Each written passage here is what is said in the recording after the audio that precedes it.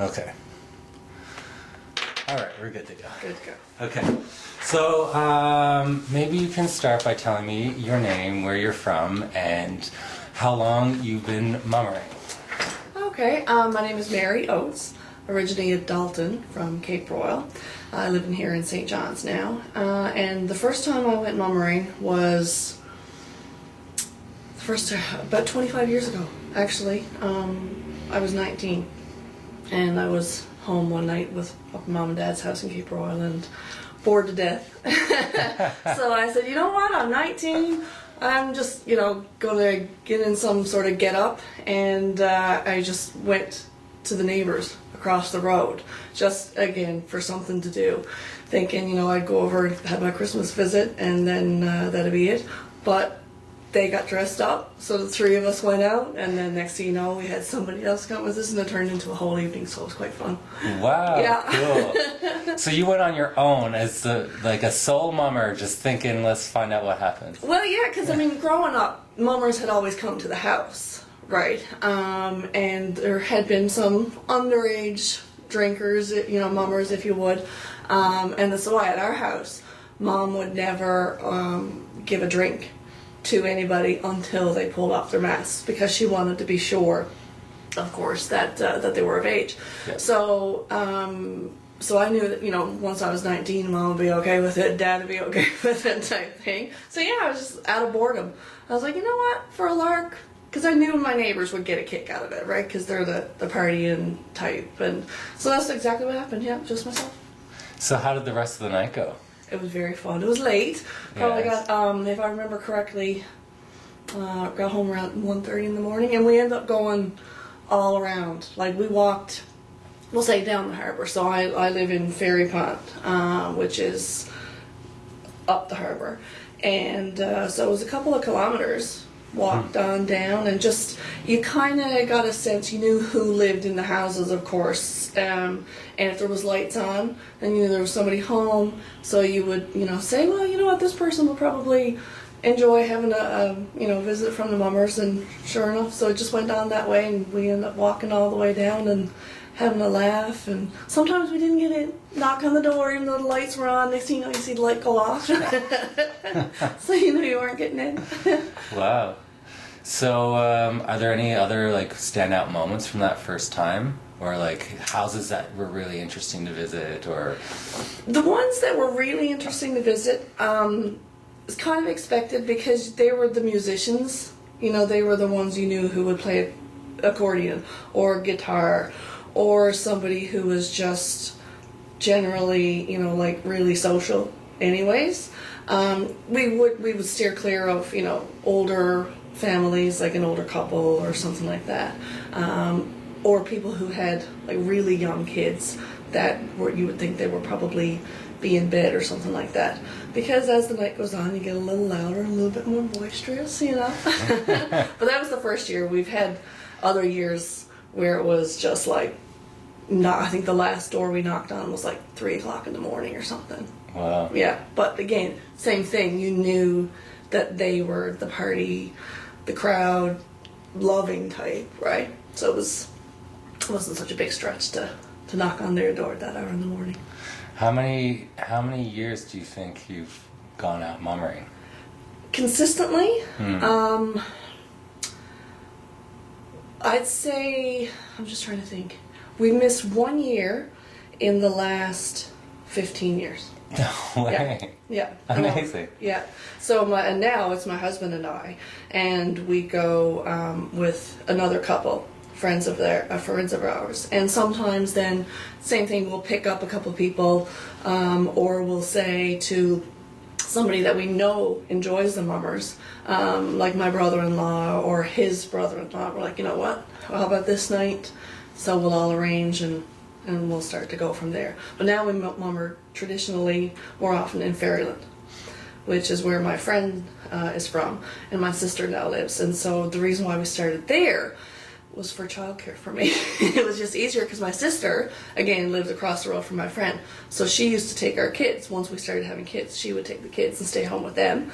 And so we would just go around Fairyland, yeah. Wow. Yeah. That was an experience for my husband the first time because he had never been mummering. He didn't grow up in Southern Shore. Okay. Of course, he knew what mummering was, but he had never been. So the first year we went out, we being guest, and typically it took a little time, first couple of years that I went with my friend Janine. Everybody got her first off. But then they didn't know my husband, so he would take his mask off. And they still didn't know who he was. He was just like, But now they know him, right? Right. We've been doing it so long that we don't even...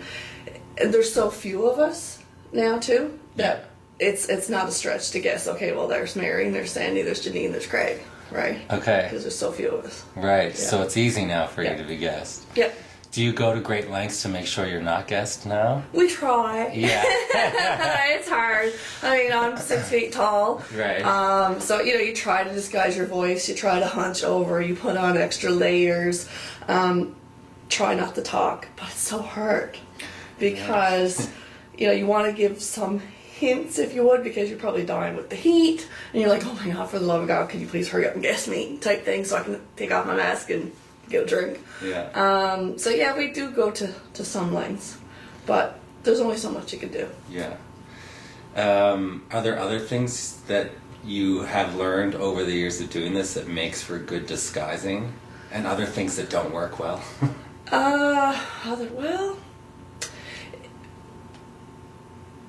What we've started to do lately, and it works a little. You have to change up what you wear, because believe it or not, if you wear the same face mask, whether it's a pillowcase or a rubber mask or whatever, people start to recognize that. They recognize your character, sort of thing, or they recognize the actual physical costume. Right. Right. So it's like, oh yeah, you were here last year, or right. My brother-in-law one year went out, and of course we'd go in, we'd take our boots off in the porch. My brother-in-law has learned not to wear boots with his initials on them, so that's helpful. Yeah. But no, nothing really stands out. So what we do now is we'll go to like a thrift store or something like that and pick up just little odds and ends. Sometimes what helps too is my husband plays guitar, and my friend Janine, she carries her ugly stick with her. So sometimes we'll get somebody, like again where I'm tall and my husband's tall, we get somebody who's short to carry the guitar, or somebody, a guy to carry the ugly stick, just to change it up a little bit. Yeah. But again, you're somebody walks in with an ugly stick and a guitar, and again, because there's so few people who seem to be doing it now, that typically we're guessed right away. Right. Yeah.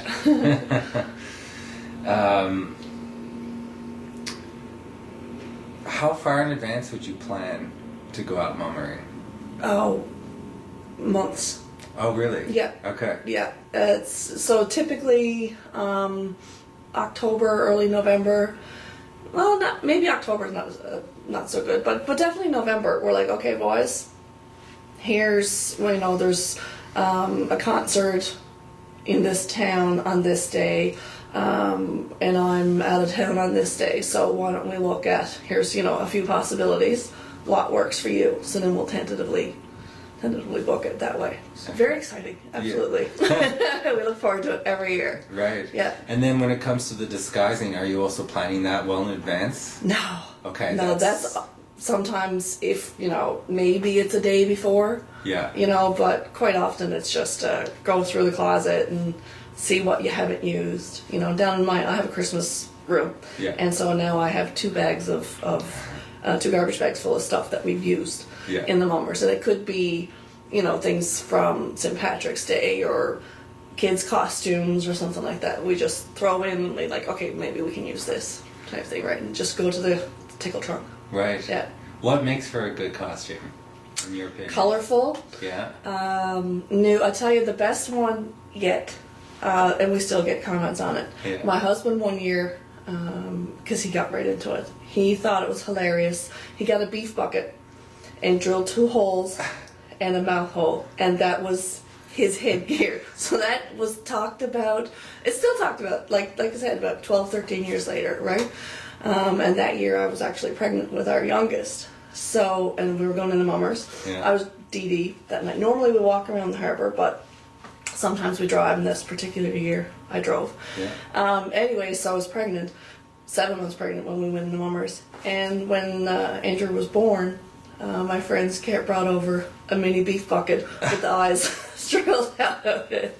So, you know, That's so cute. Yeah, That's yeah, so cute. yeah. I actually saw this year in the Mummers Parade someone with a beef bucket mask. Yeah. I wonder if they got it from you guys. maybe because Who knows? it was posted on Facebook and everything like Yeah, that, right? It was the first time I'd ever seen that, but Yeah. I thought it was brilliant. Yeah. Yeah, it was fun. Another year, he went out with a lampshade on his head, and Yeah. so it's just something that's different. You know, everybody goes out with the pillowcase and the bra and, you know, underwear stuff and whatnot like that. And of course that makes for good fun. But that's the best that we've seen so far, at least from our group. Yeah. Do you have a favorite disguise that you've worn over the years? Not Is it hard really. to remember them? Yeah, things get a little blurry. Right, yeah. No, I don't say that I have a favorite. Yeah. Again, my husband likes to go a little wonky sometimes, so he's probably going to kill me for saying this. But one year he thought it was going to be hilarious, so looking for a bra, so he put on my nursing bra. And I'm not sure if you're familiar with a nursing bra or not, but you know the flaps come down to expose the breast and the nipple. Right. So anyways, he put that on, and he got 2 ends of Pepsi bottles, right? Cut them off, stuck them out through, and he wrote rum and Coke. So it was a bit cheesy, a bit bad, a bit embarrassing, but That's hilarious. yeah. he likes it. So you guys, like, you don't just disguise, you sometimes bring some, like, comedic elements, it sounds like, to your disguises and Yeah, stuff. we do. And one year, speaking of which, I was pregnant again. Seems like I'm pregnant a lot. But anyways, but I wasn't very far along. Anyways, so my husband was dressed up as a pregnant lady. He had the big belly and whatnot. And I got all bandaged up, put white bandages and Band-Aids and fake blood all over me. So he was knocked up and I was knocked down. Bad. But we had a sign, knocked up and knocked down. Oh, that's good. Bad. But so yeah, we had a little comedic bit to it every now and then. Do you think comedy is a part of mummering? Yeah. Yeah. Absolutely. Yeah. Absolutely. I mean, I have yet to experience going into a house where there's not some sort of shenanigans and where people are not, having real belly laughs, right? Mm-hmm. Even people who would probably, just sitting around having a quiet night in their pajamas or whatever, they just love it, get excited. And the more you can interact and ham it up, the better, whether it's through how you look or dancing, singing, whatever, or like I say, just shenanigans. A friend of ours, he'll go in. There's one particular house, they have a deep freeze. As soon as you go in, every single year he'll take something from that deep freeze and offer it as here you go. This is our price for admission type thing, right? And again, people have come to expect it, but it still doesn't take away that comedy. Yeah. Yeah. I always get the sense too that pulling pranks is part of the tradition. Harmless pranks. Yes. Harmless pranks. Yes. I would never. Like the freezer one. Right, It's the like freezer. a harmless Yeah. prank. And another year, one of our friends, he decided to unscrew all the light bulbs on the deck. So he was just right. Yeah. So little things like that are harmless and easy to do and easy to fix. Right. Yeah. In my stuff that I've read about the many accounts of mummering from years, like decades, even a century ago, the pranks often were like not so harmless. Oh yeah. But I think my impression is that the tradition has become a lot less intense in that way, and that if there are pranks, they tend to be just fun ones that don't have any real serious consequences. Exactly. Well, and the thing is with us too, because we go out every year, and by and large, it's the same houses in the same community that we go to. So you don't want, and it's a small town, so you don't want to put anybody out. You don't want anybody to think anything negatively of you. You don't want to detract from the the fun experience, and you want to get in again next year, right? Yeah. So there's some accountability there, I guess. There is. Yeah. You got your reputation on the line. Right, because years ago, again, like not everybody would take off their masks. Oh. Right? Not everybody would. At our house, it happened to be if you didn't take off your mask, you didn't get a drink. That was, But I know other places you're like, yeah, I don't know who it was. So in that sense, that anonymity kind of has a breeding ground for some, things to go awry. So, right. Yeah. You can get away with things if you don't know who you are. Yeah. Sort of like, online bullying type thing, right? Right, exactly. Yeah. That made me think of something. About getting away with things or being in... I don't know, I lost my question. Sorry. No, it was good. It spurred something in me, but I forget. It'll come back to me. It's about like, the whole idea of not taking off your mask. Like I always thought that was really rare, but maybe it was more common than... It did happen, and maybe that's just what I focus on, maybe being young, and maybe it didn't happen as often, but that's what stands out for me, right? Because maybe that was talked about more. I remember one year, and this one stands out in particular, and it seemed to have been a younger group that came by, and again, didn't take off their masks, but they seemed to be rather inebriated. They probably had been on the go for a bit. So they refused to show their faces. So that was talked about for a long time because Mom again seemed to think that they were young, and it was like, how horrible is that? They're so young to be so drunk, to be carrying on that way. That stands out as maybe, again, as you were saying, maybe it wasn't as frequent as I remember it, but that's just what I focused on. Right. So this would have been when you were a child. Right, yeah, like 8, 9, 10. Yeah. And, right, so I guess that, from what you're saying, it kind of left a bit of a negative impression that they wouldn't have taken off their mask. Right, and again, my mom's commentary on it, you know what I mean? So I was like, well, I don't want to be that. Yeah. Right? Yeah. Do you have, can you remember the first time you saw mummers? No, I can't remember. Just young, and it would have been at the house. And when I was younger, like, there were a lot of mummers. Like, nowadays, when we go out, it seems like, oh, you're the first mummers we've had all Christmas. Right? Well, when I was younger, it could have been 2, 3, 4 groups on one night. Okay. Right? I do remember that. I don't know how old I was, but I do know that, sometimes there was a group of 2, and sometimes there was 3 and 4, and sometimes they'd all meet up together type thing, right? But it was nothing for, one group of mummers just to leave. And next thing you know, there's another knock on the door and there's somebody else in, right? Yeah. And back when you were a child, would you see mummers? Like, how many nights over the holidays might you see? Multiple nights. Yeah. And typically between Boxing Day and like maybe the 3rd or 4th of January. Yeah. Because up the shore, I mean, and in my family, we still celebrate up to Old Christmas Day, but admittedly, once January 2nd hits, things wind down considerably, but insofar as mummers, even when I was younger, you would definitely see people on the go up, beyond January 1st, January 2nd. Excuse me. But typically it was from, Boxing Day until New Year's Eve. There was always people coming and going. Okay. Yeah.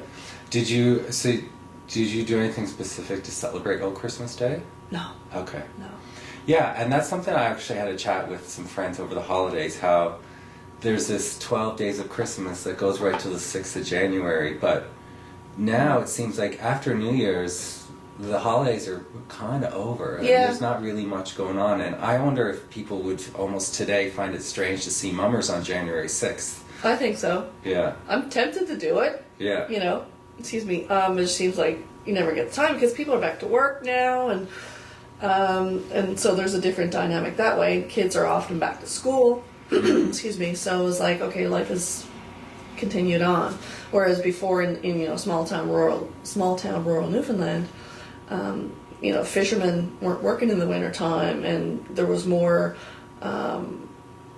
homemakers, and people stayed within the community, or women, men who did work. Quite often it was within the town, so there wasn't as much on the go. And same way with kids' activities, I think that might play a role too. I'm just surmising, but it's possible. Yeah, it sounds like it. Like the world of work even has changed. I guess a lot of people don't even stay in the community anymore to work, and right, yeah, and people aren't working seasonal jobs as much, and yeah. Oh, that's interesting. Yeah, it's so interesting how the like life dynamics can change a tradition even. Yeah. This is good. I'm sort of like, should have asked you this earlier, but I would love to hear your description, if pretending I didn't know what mummering was at all, like how you would describe what mummering is. Well, a lot of people say it's like, Halloween for grown-ups. But to me it's so much more than that. It's like a traveling kitchen party. Right, with that disguise element added in. For the first time this year, my niece and nephew, they live in Ontario. They were home for Christmas, so we were going out in the mummers, and they were home. So we invited them to come along with us, and they were like, "What is it?" type thing. So we're like, "Well, it's just a night where you put on silly costumes or clothes, and you disguise your voice, disguise your face, and you go around to different houses within the community, and you act foolish, and you try to see if they can guess who you are, and then you share a song or two, and a drink if you're 19, and then you just go on." And we have for us, we're like, okay, so we have a 2-song rule. You're in the house, you're in and out 2 songs, because you want to get to as many houses as you can. It's sort of like a like, here we are, 10 minutes later, boom, off we go. So that's how we describe it, as like a kitchen party in disguise. Huh. Yeah. And the 2-song rule, do you have other rules that you try to keep to? No, the 2-song rule is a loose rule. Yes, fair enough. I don't think there's any hard and fast rules in mummering. No, not really. Yeah. No. We've tried driving sometimes, and walking. And walking seems to be better. So more often than not, maybe that could be like a default rule, if you would. Where it's like, okay, we're walking. I guess the benefit when we drove those couple of years was we could get to further distances, but you were limited in the sense that there could only be like 6 of you go. So if you had people who wanted to join you, it was like, well, sorry, but you either have to get your own vehicle and come along type thing, or else. But so I guess those things, the 2 songs, and try not to talk too much. Did you ever get worried that someone would recognize your car as you pulled? Yeah, well, exactly, to an extent. Not so much me, because the couple of years that we drove, it was early in our I guess tenure, if you would. Yeah. So no, not really. But you would park far enough away that you could walk a little ways. Okay. Right. So you didn't just pull up in the driveway and hop out type thing. And you said that walking is better. Why? It keeps you sober. It's true. Oh yeah. That's the main reason, but also helps you cool down a little bit too. Right? Yeah. And what happens between homes? Like, how does that? What is the environment? Like, what goes on? Oh, it's just jovial. Everybody's laughing and talking about, now, boys, we're almost planning your route too, right? It was like, well, that was fun, and we got to remember to come back here next year, type thing. And it's and then you're planning your route. All right, so look around and see what lights are on and what direction you want to go, and try to maximize your hits. Yes. Right. Yeah. And quite often, because we're in a small town, you almost have a forehand knowledge of who's home, and who's not. So, you know, like some houses you have to walk a fair bit. So you're like, well, you know what, we're not going to go up there tonight because so-and-so and such is not home. So tonight we'll go this way, right? Right. So that's what we're talking about in between, is planning the route and remembering where to go next year. Yeah. The few times I've gone, some of my favorite moments have actually been in those times in between houses, just the carrying on. That Absolutely. Yeah. What else I wanted to ask you? Oh, what about the voice? What kind of a voice do you usually use? Or do you use a voice? You have to use, because I'm really nasally, and people, like, I sound like my sister who lives in the community, so typically for me, I go deeper. Okay. Right? I don't really want to do it now because I'm... That's fine. And then I have another friend, but she tries to go higher, but no matter how high she goes, you can still tell it's her, so we just tell her not to talk. All right. Right? But for me, I'll try to find a lower, deeper voice. Yeah. Yeah. And males typically go higher in their voice, you know. Yeah. Some people say that cross-dressing is a thing in mummering. Has it been in your experience? Yeah, well, go back to the knocked up and knocked down, you know. And yeah, wearing the bras and stuff. Yeah, typically. And I'll wear men's boots. Yeah. You know, because again, I'm kind of big physically, so I could easily, you know, be taken for a guy from a distance, you know. Right. Use your weight to your advantage. Well, yeah. Exactly. Yeah. Huh. And you're saying that it's mainly the same people that you go out with? Mainly. Over the last 14 to 15 years? Yeah. Okay. Yeah. So yeah, it's me and my husband. My brother-in-law used to come. He not so much anymore. But his brother-in-law would come with us. And now lately, last 2 years, 2 years in a row now, we've recruited another couple, so that we're friends with. So for 2 years now, they've come with us. So I expect next year they'll come too. And this year, my sister's family came with us, but that was sort of like a one-off type thing, just because they were home. But typically, it's the same because you know, like for our group, we hit the same houses first, because they're close to where we start from, right?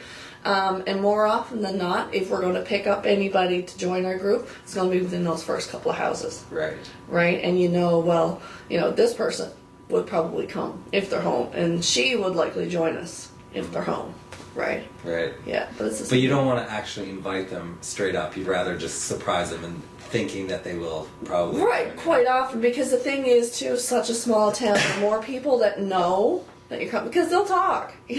Small town gossip. And whether it's something fun or harmless, you know, so it's not, you want to keep as much of an element of surprise as you can, even though, again, because we've been doing it so often and people come to expect us because we're one of the few groups that do it now. You still want to think maybe there's a chance that, you know, because it makes it a little bit more fun if people don't know who you are and they're trying to guess you, and some of the answers that they come up with, you know, like you're thinking, how in the hell could you think that I'm him, right? But it's fun, so that's why you want trying to limit who you tell your plans to, for that purpose, but also because it's fun. Yes, come on, try to convince them to join you, right? Yeah. Right. Have you ever had instances where people just couldn't guess who you were? Yes. Really? Yeah. Cool. One of the first, that year when I went out myself, and we ended up getting bigger group as we went along. People never in a million years would have thought that Mary Dalton would be going out. And again, because I was so tall, everybody mistook me for a guy. Because I just didn't say anything, right? I just stood there. And the people that I was with, you wouldn't necessarily connect me to them, except for, you know, we had this experience of, oh my god, this is so much fun, let's go, type thing, right? Yeah, but I was never guessed. But in that case, you give hints. Okay. Right? And what kind of a hint would you get? Oh, well, you know, someone would go now in Fairland, if they can't guess me. So she's not from Fairland, but she's got connection too. And think of up in the Groves. You know what I mean? Little things like that. Or the first year I went out in Cape Royal, it was, probably something like, think fairy pond. So little geographic clues or family relations, that sort of thing. Yeah. Okay. Yeah. What about the way you move? Do you change how you move? A little bit. Yeah. I try to widen my gait so I am mistaken for a guy. Okay. I'll try to hunch over a little bit. Okay. That's pretty much the only thing. I might like raise my shoulders or something, you know what I mean? Just a subtle physical difference. But yeah, widen the gait is pretty much, which is easy to do when you're wearing boots that are 3 sizes too big for you anyways. Right. What does it feel like to be a mother? Fun. Yeah. Yeah, really. I look forward to it. Like talking about it right now, I'm excited for December, and it's only March. Honestly, I can't. It's fun because there's no expectation, there's no inhibition. Not really. You're just out to have fun, harmless fun, and if people are receptive to it, they'll let you in. Great. And if they're not receptive to it, they won't let you in, so you're not imposing yourself on anybody. People look forward to it every year because, again, there's not very many people doing it before. I mean, I don't know, I imagine there was a possibility if mamas were coming 3 and 4 groups at a night, it probably got a little tiresome, right? But now, because it's so few, I would imagine it's fun. And how many times have we heard the comments, "Boz, you made our Christmas," right? Make sure you come back next year, and those sorts of things. I mean, it's hard not to be happy and have fun when you're singing and dancing and carrying on, and and everybody's joining in on the same thing. And it doesn't matter if you can sing. It doesn't matter if you can dance. It doesn't matter if you're new to it or been doing it for years. It doesn't matter if you're known within the community or not. You're having fun, right? Yeah. Yeah. There's 2 things you just said that I'm interested in. One of which is, you said for some people they say it just makes their Christmas. Yeah. What is it about it? I mean, obviously it's so much fun. Is there anything else that makes that so special or? The only thing, I mean, the fun, singing and music, everybody, really enjoys the singing and music. But I think, too, part of it is the tradition, keeping the tradition alive. But also, outside of mummering, like when I was young, I remember so many visitors. Nobody dressed up, just family, friends coming. And if you didn't have people in, you were going out to visit. And that has largely disappeared right now. Hardly anybody will spend a day going visiting family and friends. So I think there's that element of it too, is like somebody has come to eat the Christmas cookies that you bought right. and drink the Christmas liquor, right? Yeah. So there's just that sense of my home has been opened and people are coming to see me, right? So I think that might be it. And again, just keeping the tradition alive, because for a lot of rural Newfoundlanders and Newfoundland towns, tradition is big, it's valued, but it's not necessarily practiced.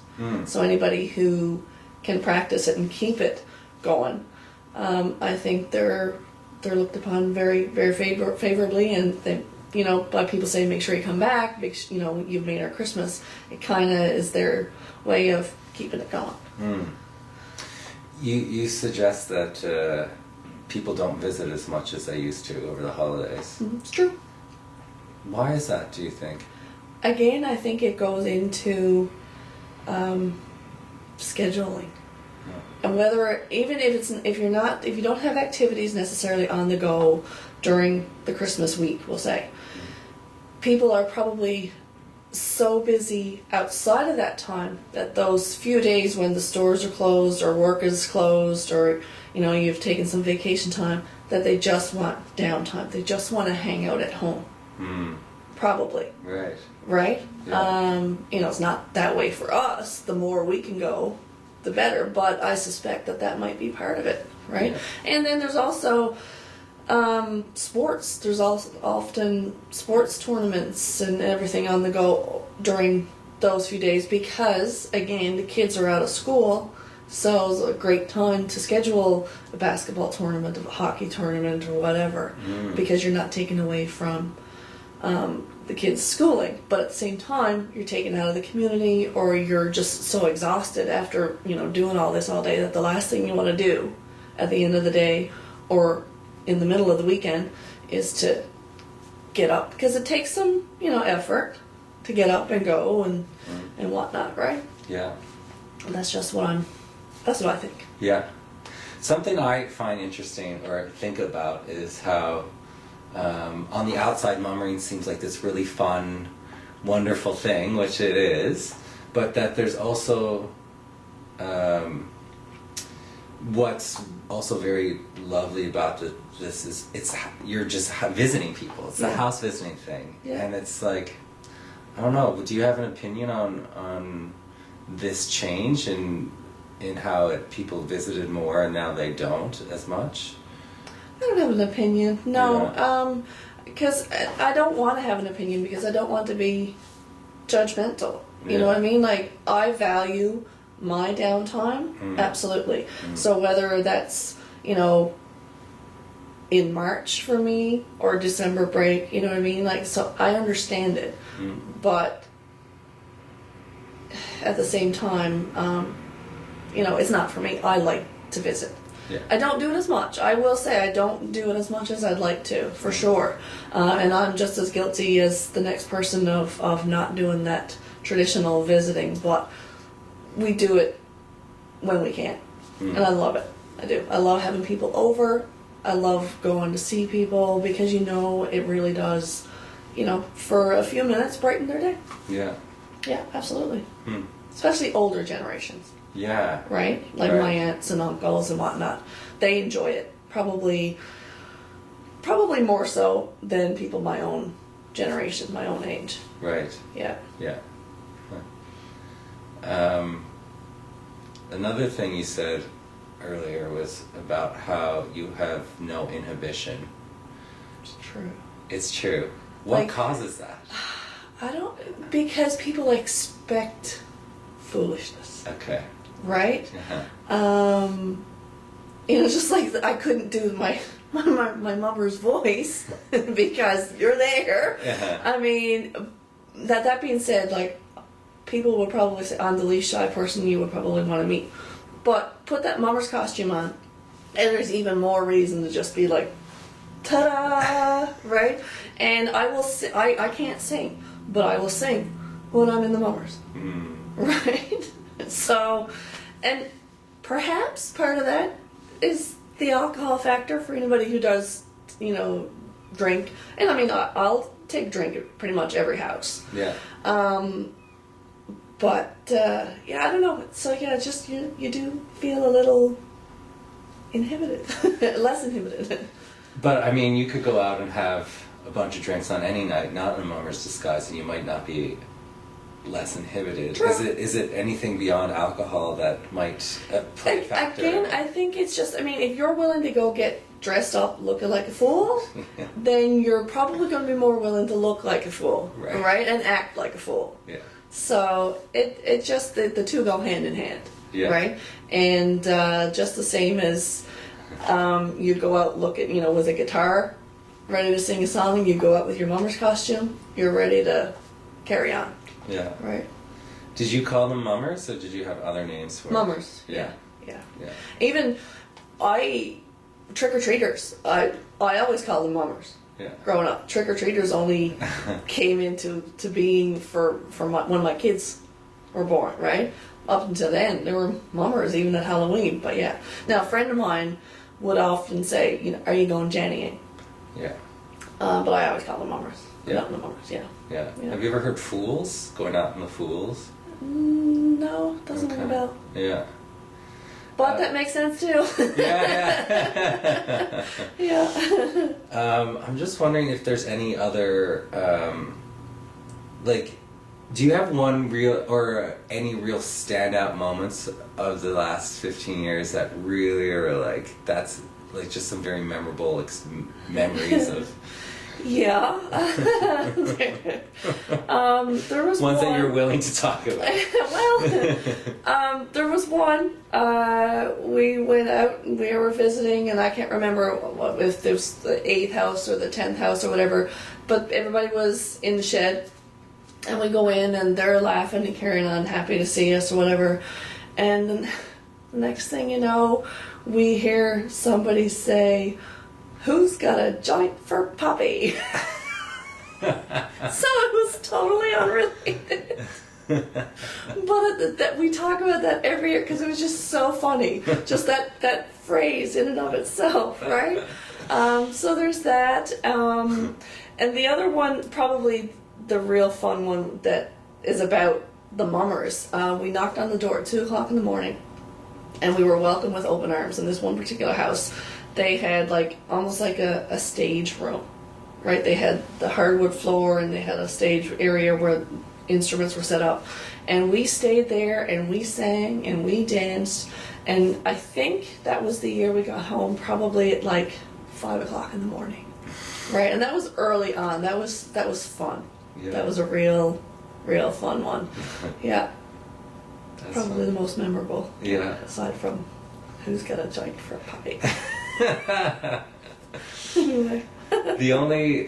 I actually went mummering out in Fairyland once. Did you? Yep. With Andrea and Janet Hines and Rhonda. Oh no, we went to visit Rhonda in Aquafort, and we went to her house, and we were so rowdy and stomped so hard that we knocked a whole set of glasses onto the floor and they smashed. Yeah, we've never done that. No, we haven't done that. Yeah. But I mean, we were really definitely, I know for me, I definitely felt uninhibited. Yeah. In a whole new way. And it was really fun. Yeah. Yeah. What was I going to ask you? Is mummering dying out? Yes, very much so. Mm. Doing our best to keep it alive. Mm. Our oldest son talks about, in 4 years, he's going to be coming with us, and we're like, yeah, in 4 years. Not 3. Yeah. Yeah. What do you think mummering does for families? Interesting. If anything. Yeah. Well, I can only speak to my own experience. And for us, when the boys were little, mummering for them meant sleepover with Auntie. And they got to do whatever they want. They had so much fun. They played board games and they got to stay up late. So they looked forward to mummering as much as we looked forward to mummering, even though mummering for them meant a sleepover with Auntie. Mm. Right? And Mom and Dad were nowhere in the picture. Right. Right? Yeah. So I guess in that way, we all looked forward to it, and we knew the expectations and the anticipation was great, even though, like I said, there was just 2 very different aspects of it: mummering for Mom and Dad and mummering for the kids. Yeah. Right. Yeah. But sharing the mummering experiences with family, like I said, where my niece and nephew and my brother-in-law had never done it before. Uh-huh. Even my sister hadn't really done it as well very often because she had been moved away for so long. But sharing our mummering experiences with them got them excited about it, and they had to experience it themselves. Mm. Right? So that was really great. So that I know that they went home and talked about it and shared pictures and everything. So it is a really good conversation, right? Yeah. It really is. Yeah. Have you been surprised seeing some people become mummers and act differently? Has anyone been like, oh wow, I didn't never saw this side of you, sort of thing? My brother-in-law is one. Yeah. Typically very quiet, very shy. I won't say conservative, but maybe reserved a little bit. And he just broke free. He was dancing it up and he was singing it up. right? So again, that inhibition was gone, right? Yeah. And it's so good to see that side of somebody. And I think he even surprised himself, right? Yeah. So yeah, definitely have seen that. Wow. I just wanted to go back to the idea that you think mummering is dying or isn't as popular as it used to be. And I think we've probably touched on some of the reasons, but do you think you have a clear understanding of why that might be the case? Not really, because I can't see how somebody wouldn't want to do it. Right. Right? Yeah. The only thing, I mean, maybe as a society generally, we just become so lazy. It takes effort to, get a group together and to actually make a plan and to go out and to walk, Maybe that, I don't know. Or like you say, maybe it's just that because you're so busy with life outside of that 1 week period that you really do just want to stay at home, right? And so, well, yes, the idea of mummers will be nice, And then on the flip side, though, not everybody, well, I can't, maybe not everybody thinks it's fun. Although I can't see how they want it. Right. It's so much fun. Yeah. It really is. Yeah. I don't know if that's the only thing I can really think, Because again, that's a stretch. Like I'm scrambling to find things here because I know how much I look forward to it. Right. Right? Yeah. And everybody who's gone out with us, the same thing. Yeah. It's just like, oh, can't wait, right? Yeah. Yeah. Yeah, I could see how from where you're sitting it would be hard to understand why anyone would not want to do it. Right, and exactly. I don't really understand that either. Sometimes I wonder if it'll maybe get popular again. Like an ebb and flow type thing, yeah. I don't know. I hope so. Yeah. I do. Yeah. Because but I mean, it's got to start with someone. Yeah. Right? Like, even though it's dying, I think it'll just take that one person. I mean, I'm proof in the pudding, right? That first year, I was one person with a crazy idea, bored to death, just get out and go. Right? So it doesn't take much, So hopefully there will be that in the future. And I think the Mummers Festival is really drawing attention to it in a very good way. So people might take it upon themselves to actually get out and do it. But it seems to be people in the metro area, like in the bigger centers, are hesitant to do it because you're not necessarily familiar with your neighbors, and who's going to let somebody in knocking on your door that you don't know nowadays, right? There's just so many, dangers that in the bigger centers where a lot of the population is now moving to, right? So the only place that stands a chance of staying alive is in rural areas. Yeah. Right? Yeah. Do you think people in Cape Royal have any fear about mummers, or do you think it still feels really safe? Safe. And you would never turn away a mummer if you were open to having them in? No, definitely not. Definitely. Right. Huh. Strange, maybe. No. Probably shouldn't broadcast that too much. Then again, if you're going to drive for an hour to Cape Royal, really, you have to be pretty determined if you're out to do something negative. Yeah, I agree.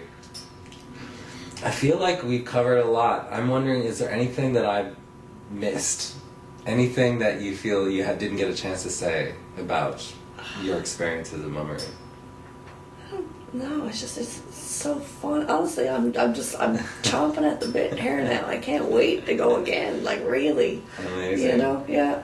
Huh. I hope more people pick it up and continue with it. Like, even a few years ago, there was other groups. It seems like the last few years, and maybe it's just because I'm not up the shore as much anymore, maybe I don't hear about it as much, but it seems like there's only one or two small groups of the same people that go out. So I hope that changes. I really do.